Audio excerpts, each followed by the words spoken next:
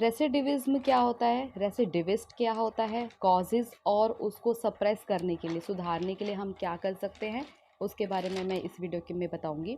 रेसिडिविस्ट एक वो पर्सन होता है जिसको हैबिट हो जाती है ऑफेंस करने की repeatedly after completing the conviction of an offence. एक वो उसने एक अपराध किया, ठीक है, डेलिक्वेंट हुआ, फिर वो कन्विक्टेड हुआ, पनिशमेंट मिली, फिर दोबारा वो बाहर आता है जब, तो उस वो मतलब सोचता नहीं है, उसको यूज टू हो जाता है दोबारा वही क्राइम करने के लिए, तो रिपीटेटिव हैबिट में आ जाता है, तो उसको बोलता है रेसिडिविस्ट पर्सन को। एसेंशियलिटी क्या है रेसिडिविज्म की? रेसिडिविज्म की एसेंशियलिटी है कि रेसिडिविज्म है उसको पहचानने के लिए कि एक हैबिचुअल ऑफेंडर है वो, उसको कोई लॉ का और सोसाइटी का कोई फियर नहीं होता, उसका habitual crime commission is like the other routine work. जैसे कि हम खाना खाते हैं, रहते हैं समाज में या फिर जाते हैं इधर उधर काम करते हैं, तो वो उसके लिए रूटीन वर्क की तरह हो जाता है, उसको नहीं लगता कि ये कोई गलत काम है।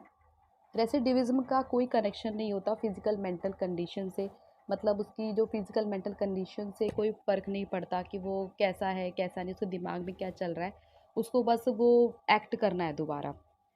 Act of those already completed the punishment priorly and convicted, मतलब पनिशमेंट उसकी पहले पूरी हो चुकी होती है, कन्विक्टेड होता है, तो उसके लिए बोलते हैं रेसिडिविज्म की एसेंशियलिटी।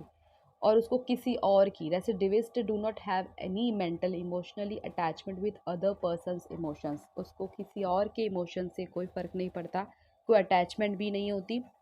अब है इसके कॉजेज़। सदरलैंड ने बताया कि एक तो सोशल साइकोलॉजी होती है, सोशल एक्टिविटी होती है, कि सोशल उसको सोसाइटी उसको एक्सेप्ट नहीं करती है कि मतलब वो एक नॉर्मल इंसान है, या फिर उसको माइंड में ही लगता है कि एक सोशल साइकोलॉजी है कि हाँ मैं एक नॉर्मल इंसान की तरह नहीं रह सकता, लोग मेरे बारे में ऐसा सोच रहे हैं, मुझे एक्सेप्ट नहीं कर रहे हैं। और एक limitation of reformative technique, reformative होता है कि सुधारने की जो टेक्निक्स है वो बहुत कम है आसपास, मतलब बाहर भी और अंदर भी, कि उसको एक नॉर्मल इंसान में कैसे बदला जाए, उसे ऑफेंडर ऑफ बनने से कैसे रोका जाए, इस चीज़ की बहुत कमी है बाहर अंदर दोनों जगह। तो गुड और बैड में फ़र्क करना कि क्या इफ़ेक्ट पड़ेगा। और दूसरा है लैक ऑफ एजुकेशन, मतलब एजुकेशन की कमी है, अगर वो बहुत ज़्यादा एजुकेटेड नहीं है तो उसको गुड और बैड का इम्पैक्ट नहीं पता ऑफेंस का, उसको मतलब there is not much education so can not earn for living, तो अपनी वो लिविंग के लिए कमा नहीं सकता क्योंकि वो पढ़ा लिखा नहीं, उसको क्या काम, तो उसको एक शॉर्टकट लगता है कि ठीक है अभी मैं कन्विक्ट हो गया हूँ और दोबारा मतलब अपराध करने में कोई हर्ज नहीं है, तो उसको यूज टू हो जाता है। पॉवर्टी, पॉवर्टी मीन मतलब जैसे दरिद्रता बोलते हैं, गरीबी बोलते हैं, कि उसको फूड शेल्टर क्लोथ्स की ज़रूरत होती है अपनी अपनी फैमिली के लिए, तो ना तो टाइम होता सोचने का, तो सोच मतलब कि पकड़ा नहीं जाएगा, पकड़ा भी गया तो ऑलरेडी आई एम कन्विक्टेड, तो वो ये सब सोचकर वो दोबारा मतलब कर लेता है जस्ट बिकॉज ऑफ पॉवर्टी, कि उसके पास पैसों की कमी है। नॉट चेंजिंग लाइफस्टाइल, मतलब उसने लाइफस्टाइल चेंज नहीं किया, सोशल सर्कल जो उसका ऐसा है वैसा ही है, जो जैसे लोगों में वो बैठता था वो भी ऑफेंस करते आ रहे हैं, तो वो भी मतलब एक उसी सोसाइटी में बैठ रहा है, तो ये भी एक रीज़न है बहुत बड़ा कि उसकी सोसाइटी चेंज नहीं हुई है। और फिर है डिप्रेशन एंड डेस्परेशन, मतलब उसके अंदर मतलब एक डेस्परेशन होती है, डेस्परेट होता है वो, कि जैसे ही कन्विक्ट होके आया कि उसको पनिश मतलब हुआ है, तो मतलब दूसरा मतलब कन्विक्शन हो उसके लिए, कन्विक्टेड हो तो उसका उसको कोई डर नहीं होता कन्विक्ट होने का, वो ऑफेंस करने में के लिए डेस्परेट होता है, डिप्रेशन में भी होता है कि मतलब डिप्रेस है उसका, जो माइंड है एक डिप्रेशन स्टेज पर होता है।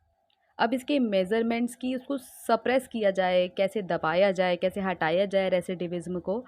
एक तो उसको मतलब जैसे वो अंदर भी रह रहा है, एजुकेशन मिलनी चाहिए। प्रिज़नर शुड प्रोवाइड द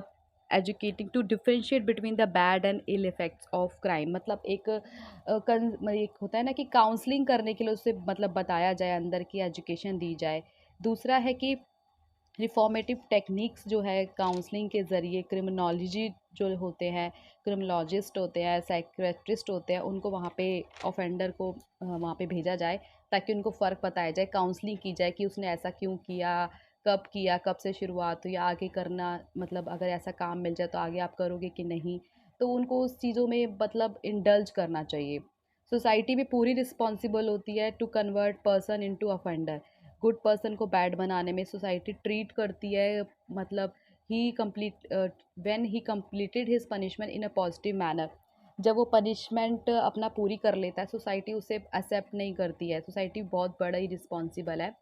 और बाहर भी जो भी ऑफेंस होते हैं वो सरकमस्टेंस सोसाइटी की वजह से ही होते हैं। कभी कहीं लड़ाई झगड़ा हो गया तो सोसाइटी मतलब इस तरह से रिएक्ट करती है नेगेटिव वे से, कि मतलब वो जो पनिशमेंट होती है उसका ऑफेंस वो जस्ट बिकॉज ऑफ सोसाइटी भी होती है, कभी कभी एक सरकमस्टांसिस पे होता है।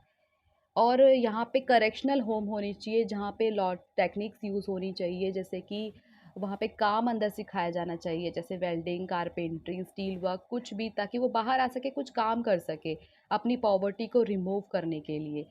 तो ये मैंने बताया रेसिडिविस्ट क्या होता है, जो पर्सन ऑफेंस करता है रिपीटेडली, कन्विक्शन के बाद, पनिश होने के बाद। एसेंशियलिटी बताई, और उसके बाद उसको सप्रेस को कैसे किया जाए, कैसे हटाया जाए रिफॉर्मेटिव वे में। तो ये आपको समझ है, क्योंकि समझना बहुत ज़रूरी है। ऐसे मतलब मैं अपनी लैंग्वेज में यहाँ पे लिख कर दिखाऊंगी, तो आप ये कि समझो इस चीज़ को और ख़ुद अपनी लैंग्वेज में लिखो। और कहीं मतलब जो बेयर एक्ट है उसमें आप पढ़ सकते हो, पढ़ के आप थोड़ा सा उस लैंग्वेज ले सकते हो, लेकिन जो समझना है कॉन्सेप्ट बहुत ज़रूरी है, वो मैं आपको कॉन्सेप्ट ही यहाँ समझाऊंगी। क्योंकि सब मैं अपने तरीके से चीज़ें पढ़ती थी, अपनी लैंग्वेज में ही पढ़ती थी, कब मतलब बस कॉन्सेप्ट समझना बहुत। रेसिडिविस्ट क्या होता है, एसेंशियलिटी क्या होती है, सप्रेस करने के कॉजेज़ क्या होते हैं, और क्या फैक्टर्स रिस्पॉन्सिबल है। पावर्टी, डिप्रेशन और लाइफस्टाइल चेंज नहीं हुआ, लैक ऑफ एजुकेशन, ये सब उसके मतलब कॉजेज़ है, क्यों मतलब ये होता है बार बार, रेसिडिविज्म क्यों बनता है, और रेसिडिविज्म के क्या कारण है। Thank you.